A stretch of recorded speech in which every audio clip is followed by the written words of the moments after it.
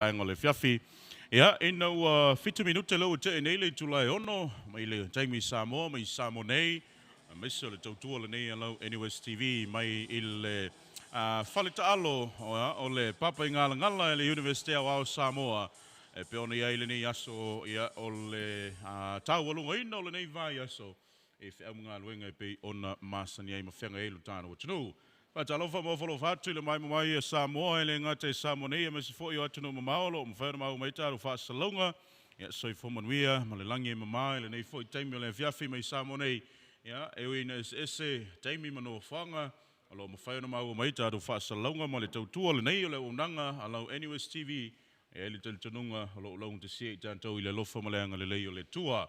Me tai le vefnei o le ua se ei mai ai ia le tautua foi alo alato le NUS ia wa foi le fa moi o le tatou Independent Boxing Samoa e pe ona ia le nei va ia so le sa fufu mai le tele o tausanga a le tele o ia so tuna iatu le o tatou o le mai i le nei fiafi a wa foi le fa moi ia o le tatou asosifusu Samoa ia pe ona whaingoina o le Fight for Independence 64. Ia, o le vevinela i le mai le tātou utunu o loo tālia le taunu ai o tātou malofa alongia. Ia, o le foi ua taunu i whanua nisi foi o suia Minister o Kabineta. Ia, Michelle Minister o Talonga ma fiafianga. Ia, e pe ona ia i foi le mai le tātou utunu o le o taunu i whanua le sa. Ia, wa foi le fionga le Minister o Talonga. Ia, ma fiafianga. O tangata i te tonu o lutara o tunu lea ua taunu i whanua ia le saolana fionga le minister. Ia, maisa nisi foi o tātou malofa alolungia, te nane foi o tātou laulau tutongi po corporate table. Ia, pe ona taunu i whanua, ia nisi foi o ila tau, maisa o leua no foi o foi nisi o tātou laulau. Ia, wa foi le whamoe moe e pe ona iai le nei fiafi o le tātou sosifusu Samoa. Ai molo sil fiel mo malo le tino e iva tato panga leo le fapea on tauva ia ma fa tonu ina ile fa mo le finei e mise foi e o tulanga leo le ai o lo o tamu sanga ne o tamu sanga fa va malo ia pe on sil fia ia o le afionga le alo le tino o longa foi le tulanga o talongo fai pelenga fionga ia faumuina a fotanga to le tai David Tua ia o ia leo lo o taula mua ia mai e fa foi le tamasanga nei ia pe ona faingoina o le tour promotion ia wa foi ia le famoe o le ta alo mfanau ia le fofua e tau sinio ile afia finei o niso tato panga o fa tulunga mai mo le finei ele to mauna matalia le pa tonu mai foi le sao le fionga le palemia. Ja, le sunga le lauli le male toa, polanta i vau Fossi Schmidt. Ja, le lau mai tau atu.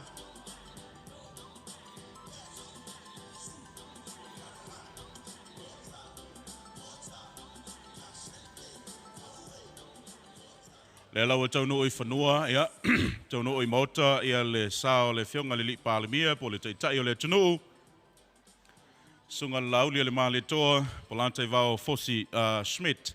Leo tonu i whanua lona sa, ia, awa foi, ia le polkalame, ma le whamoe pe ona iei le tātou o sosifusu, ia, i le nei foi fiafi o lau vatasi, ma le fionga le minister, ia, o talonga, ia, whape foi ma fianga o tangata.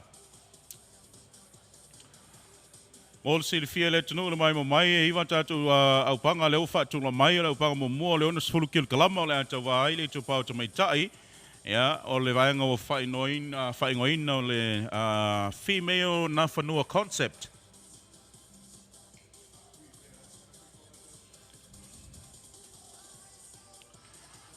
La tau sinio ai, el tometai a Ana Tauilili, whape foim Esther Samoa, o le valus fulu kil kalama o Cardiverna Ropek, la tau sinio ai, mal tometai ia Charlotte Alofipo.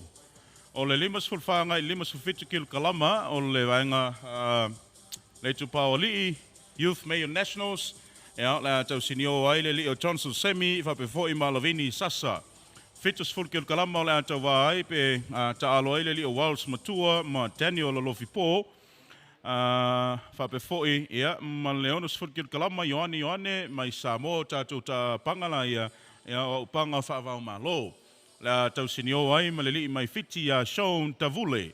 Anthony Ropek mai Samoa, le fitu sfurkil kalama, la tau sinio ai, malili o Elijah Kiokata, mai I fiti.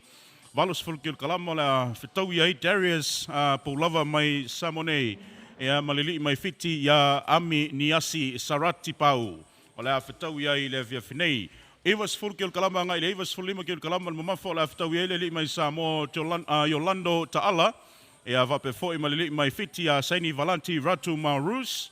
Ia la fitau ma ila upanga na le Evas fulu ngai le Evas fulima kil kalama le mamafa. Mal tātou panga utu, lua tātou panga utu pe ono ta awal te musola. Ia Malaysia tātou panga utu, le fitus fulu 5 kilo kalama. Leo le afitau iai, ia le lii o Sali Wafi tuatu, ia po tuatu mai Samonei, ia maleli mai fiti ia Eliseo Sakau Vinalu, ia o le whapena ona fitaui, ia ile fiafinei, ia mal tātou panga utu na e lua, leo la fa peo na fa tonu ina ilta tu fa moi ya toi fa talofa ma toi ovolo tu le mai moanga Samoa wa fo ile tatu fa moi o level no tau poina ya pe ona silamio e foi le foi na nginga I saundinga ya miso fa moi ma tapedanga umol tatu tuto tasi ya mai le mtango le nei va ya so se o mai le solulu ina o tapunia ma toi tu eat foi lalo ya le tanga vai le malo Samoa. Ya le foi na nginga I le fa mo mole nei ya ele aso forele nei e be ona tapu vai tasi ma awina fa tu sa tuai tatu fa salonga mai le fale taalo alau University o Samoa. Ele tal tununga ya malmana tu foi ile mai mo mal fa fo mai le tunu ya o le avave la fa nga solonga o tatu panga ya e fa pena foi ona vavel talu fa mo mole via finei. Evo le manatu leo toi mauna amtalia leo le tatu fa moi pe atano mai foi ia nisi o tatu malo fa lolongia ia mafanga solo ia le fionga ia Joe Enendeo po to atangaloa Joe Enendeo tasi fo te mali o le tunu loa la na tautua ia le ngata o tuma ainga ia mese foi o tulanga o turisi tangata mai mo mai fafo ia tainane foi o nisi o tatu o nanga ia e pe ona ia ile nei vai tau.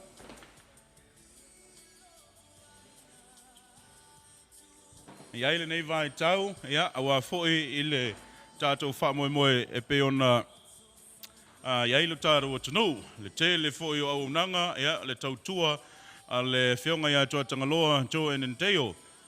Ia whionga le li president o le tātou Independent Boxing Samoa, whionga ia tavui asiata Michael Emisio.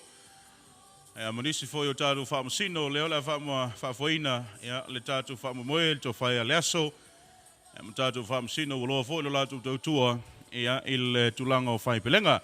Ya, au te whai loto, le ua mawhatasea tu foi, ma le sunga ia iko, stasi foi o alo le tunu, ua loa foi lana tautua, tulanga o whaasalaunga, me se foi, o vaenga e peona iei o tātou wata, ma le mai moa foi le tunu, tau sila I le tele o ata manino I lunga o penga te whailangi ia o le sunga ia iko leo lo pueina.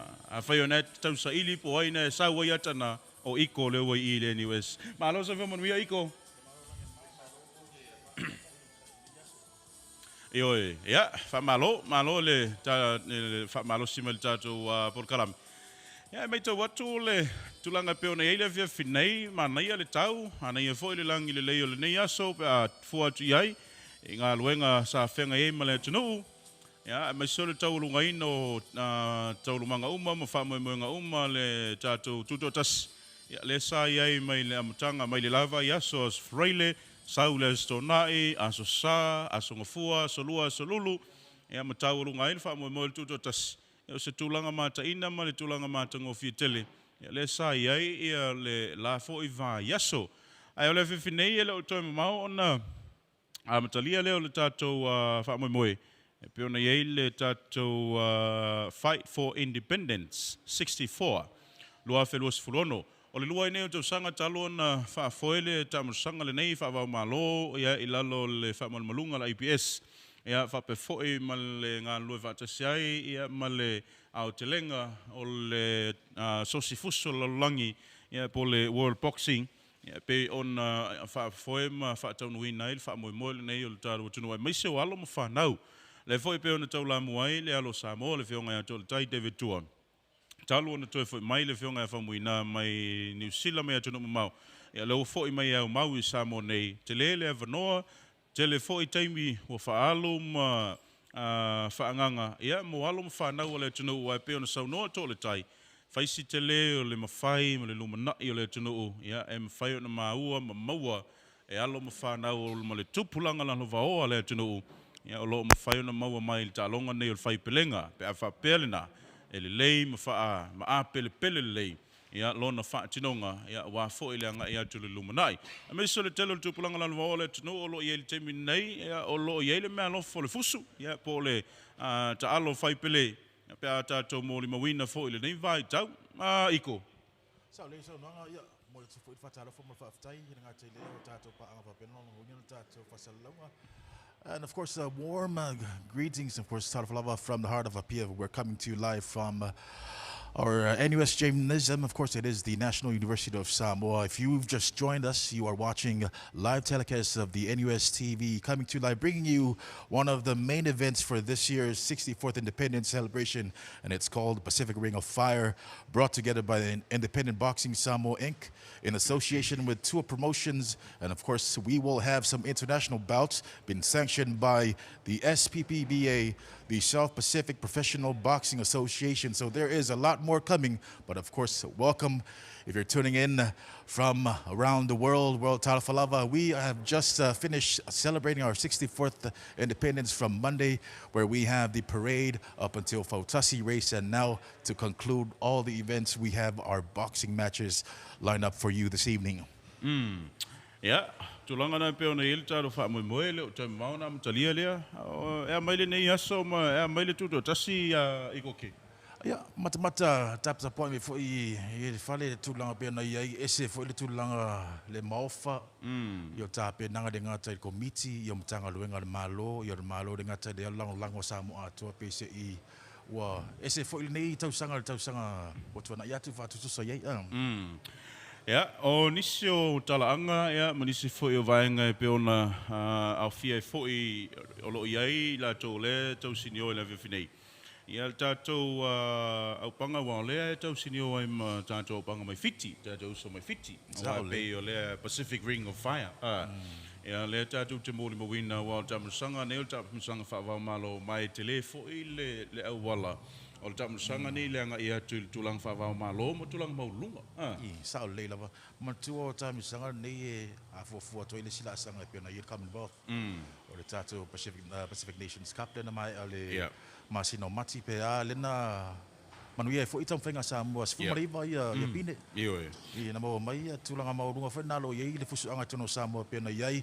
Ia le neiva iaso sa pena tātou whatasei fo I manisi o alo lau I loa pena whai mawe fu o le atunu I atunu mau pena iei le a fionga le laudio ma le toa le lio Joseph Parker dengan tai leo jai o petai e nisi fo I wa tu mati e fo I la tu tam whainga lalangi e peise I wa tau la e fo le va ai tu pulanga dengan tai leo I la tu o fia neta longa fusu. Awal tamusanga nei ma le whamoemoe le tātou IPS iko. O lo iai alo mawhanau au sia tulang maulunga peo nei sau noa. O le fionga le ia lupusori ai Joseph Parker.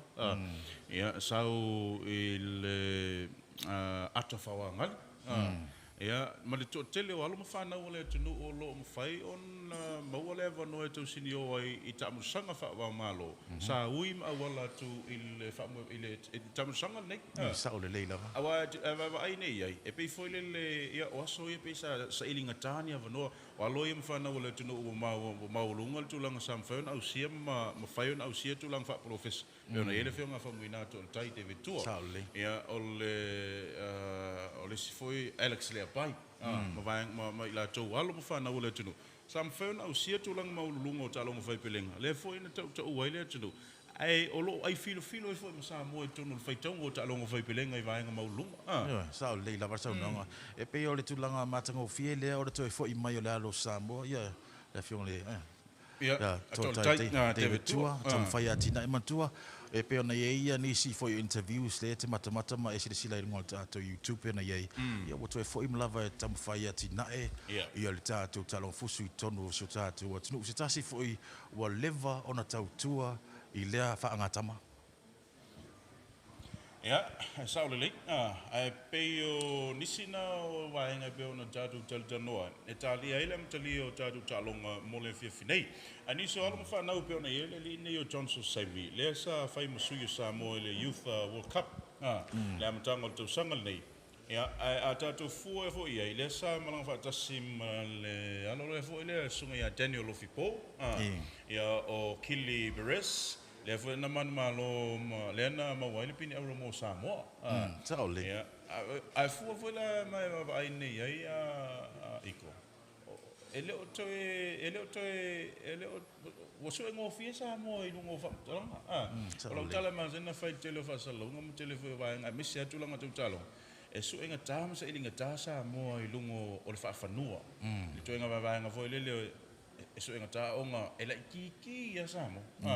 Al taimini e so enga tae fa fanua au so engo fiem se ilingo fie fa momonga mtala fa son pito ma fa mtala se e mailo lai talonga ele ko ba isa mo ne iko ia pena ia foi lati na o ni talonga tono lati se tasi ni o talonga pito silo o isa mo o le pumoni lava o sa mo lava ia ava pe sa ilia foi search no ku ko ia talonga lava ia la kapi marfus ia ni talonga ia wa ye fo tu langa lo we fa professor ya pe to tele fo ia halo ma fa na o le tu ngata fo i la to tamo fa pe fi abea ma ave fu o Samoa ia le tu fa professor wa le tu langa le la langa le nga solo i lu mam la to famo ya e pe o le professor ia de pinnacle for the si unga la vo ma pe tam fa ia al fa na e sa o le se me o isi talonga pe ona ta la wi lo ai le tunu o termine o talonga i o sisi o me mafa le venta tu bon mo vina taringa malo le tunu o tamu sanga le polo langi le fai mai nei